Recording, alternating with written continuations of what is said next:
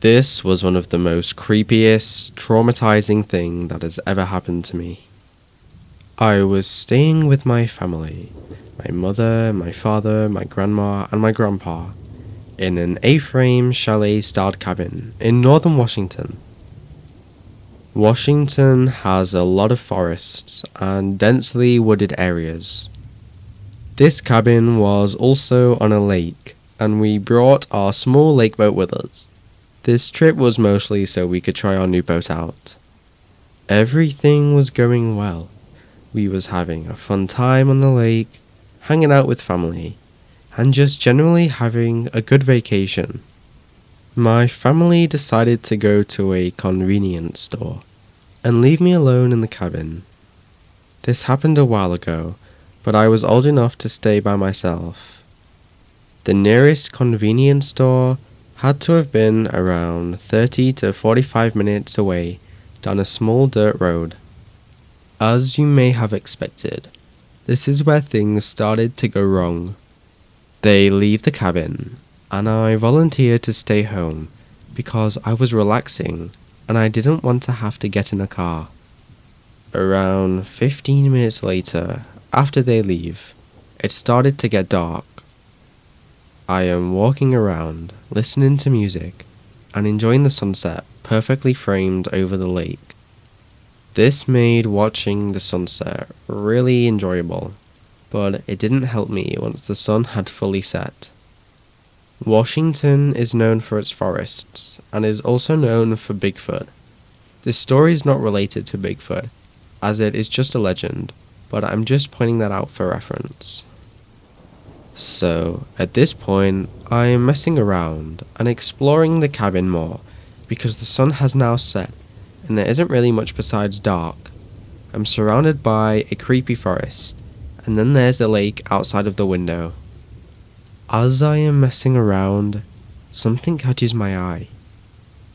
I swore I could have seen a very small movement down by the small boat dock, about 125 meters down a small, windy path.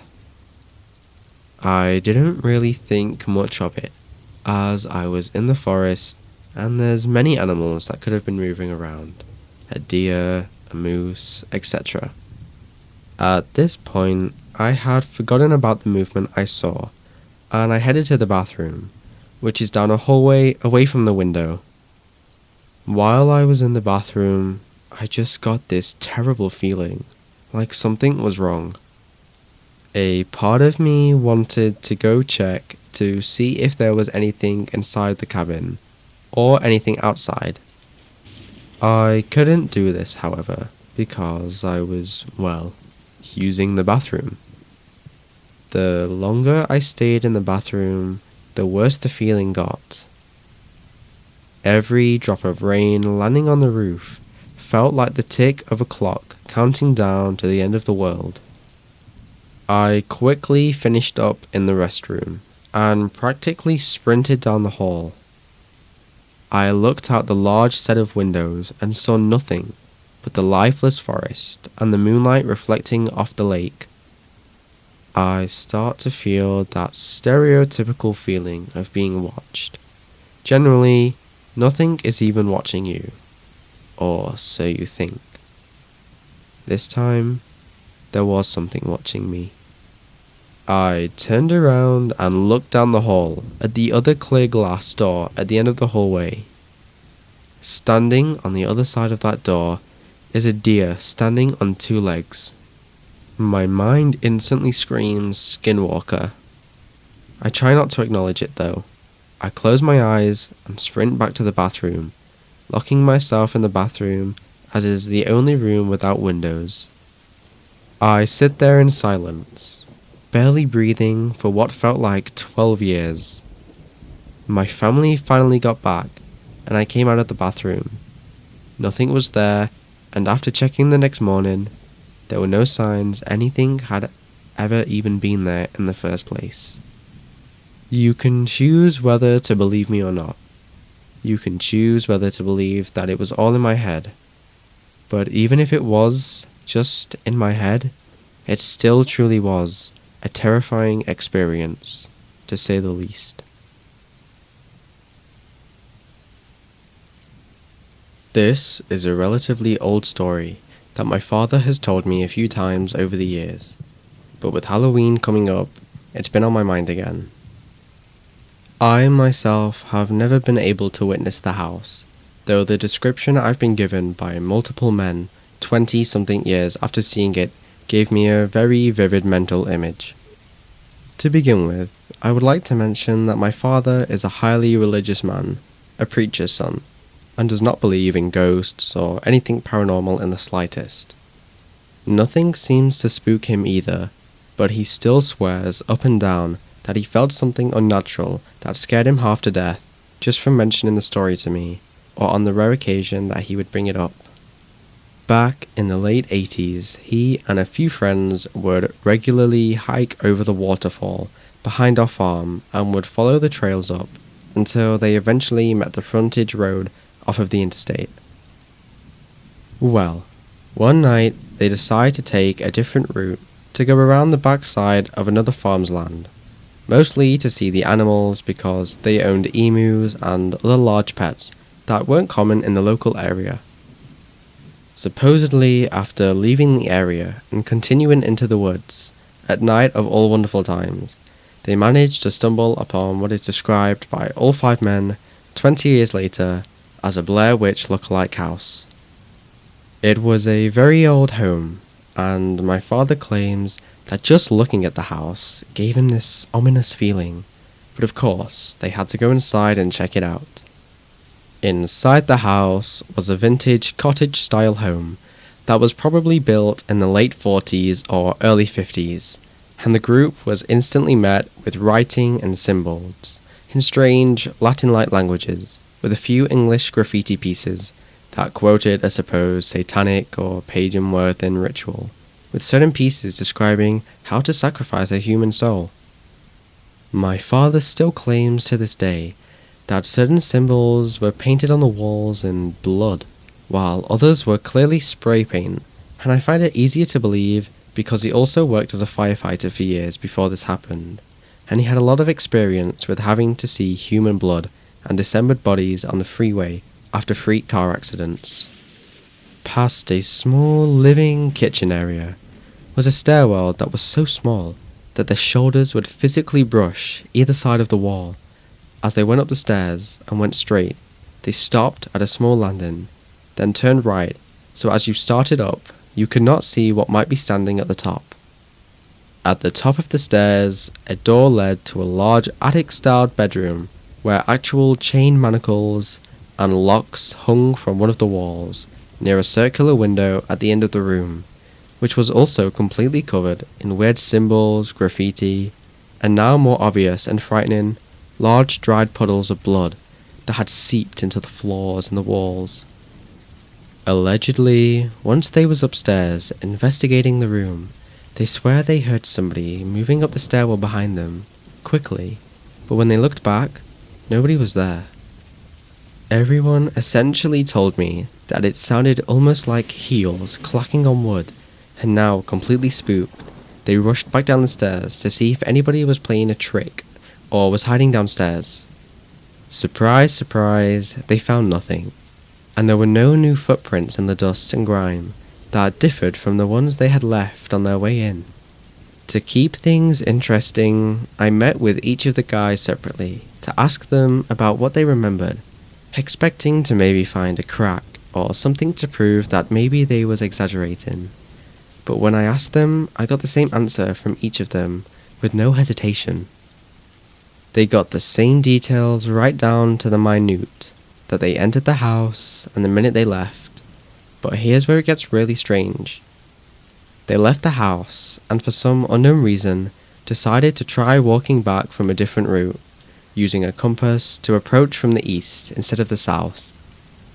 They did this test more than 10 times that night, walking from every possible route or direction, yet they always came out at the front entrance of the house, even when the compass and common knowledge of the area showed that it was physically impossible to be at the south end of the house when they moved in a straight line from the north, east, or west.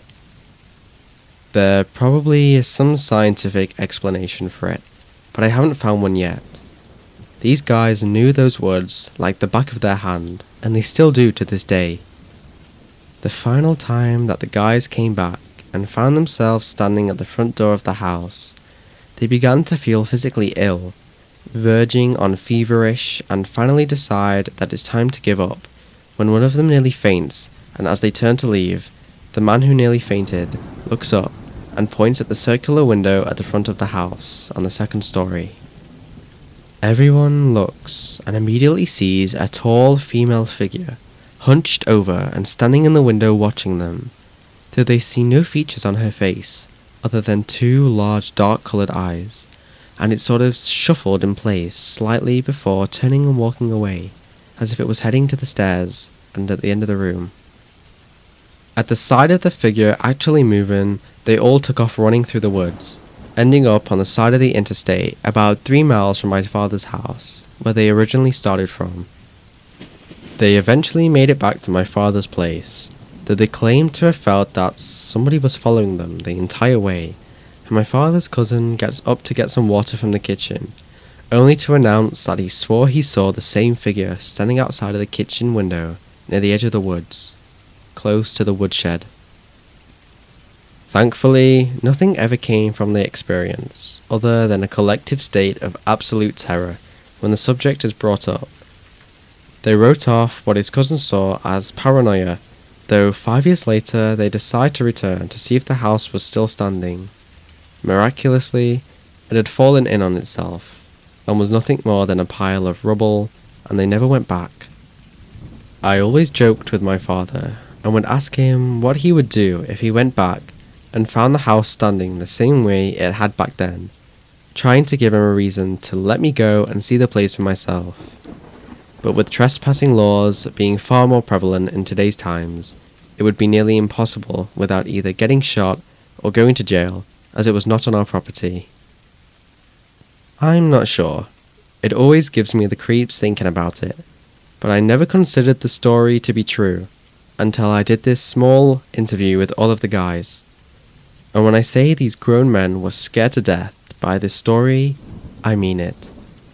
Seeing them get physically worked up and frightened by just telling the story really caused me to become less of a skeptic.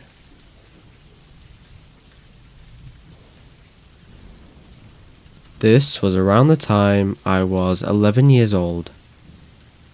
My father had just bought a log cabin in the woods of Maine. The place was completely dead, and while we had neighbours, we rarely saw them. We had already spent a few nights up in there in previous trips, about a 250-mile trip just to get there. We decided to take another trip up there for a long weekend. As this cabin was old, my parents decided to get work done on it to make it more appealing, so they hired people to come and redo stuff in the rooms, so at the time there was only one bedroom available for us to sleep in. As night fell, we all got ready to go to sleep. There were 6 of us in that one small room: my mother, my father, myself, 2 brothers, and my sister. In the middle of the night, I wake up to audibly clear boot steps in the living room. The bedroom door was connected to the living room.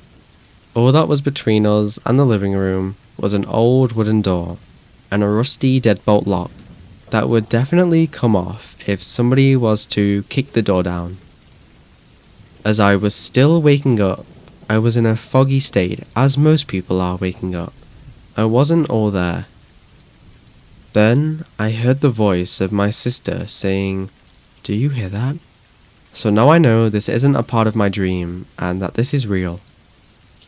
I sit up quickly and look to the other bed, where both my parents and my sister are looking at the door and looking at each other. My heart starts to race, not knowing what to think. I then hear my sister asking if we are going to die, which really doesn't help the situation at hand. As my other brother starts waking up, the footsteps stop for a moment and then continue. Mind you, there was no fading of the steps, which means that the sound came from a general area. We continue to just look at each other in fear and worry. none of us knowing how or why somebody got into our cabin. As my last brother starts to wake up, the boot step stops. My father then gets out of bed and grabs the weapon he placed under his bed and heads towards the door, placing his ear on the door slowly to try and see if he can hear anything else. In one quick motion, he unlocks the door and opens it while yielding his weapon, prepared for anybody. He walks out into the living room, then the other rooms to check if everything was clear, and it was. As a matter of fact, all the doors and windows were locked, and there was no possible entry into the cabin, seeing as nothing was tampered with. It was hard to get back to sleep that night. As I woke up that morning, I remembered what happened that previous night, remembering those clear footsteps. I even confirmed with my family that it wasn't a dream, and that we all experienced the same thing. As there was no possible way a person could have entered the house, I came to the conclusion that this was paranormal. I had my deal of paranormal experiences growing up, so this wasn't unusual to me. Me and my family have tried to debunk this, but we can't come up with a solid solution, so if you think you have a reasonable cause for this incident, then let me know. And no, I know for a fact that the footsteps came from inside the house. This was definitely one of the scariest experiences in my life.